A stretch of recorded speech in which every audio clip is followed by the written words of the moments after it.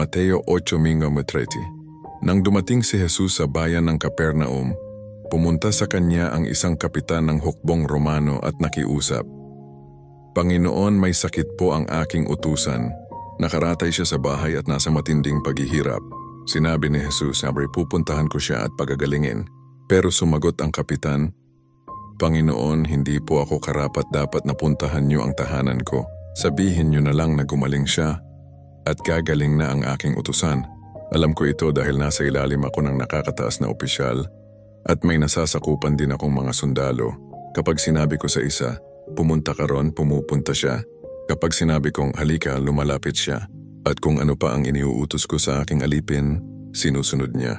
Namangha si Jesus nang marinig niya ito at sinabi niya sa mga taong sumusunod sa kanya, Sinasabi ko sa inyo ang totoo, hindi pa ako nakakita ng isang tao sa Israel na may ganitong pananampalataya. Sinasabi ko rin sa inyo na maraming hindi Hudyo mula sa iba't ibang dako ang kakaing kasama ni na Abraham, Isaac at Jacob sa handaan ng paghahari ng Diyos.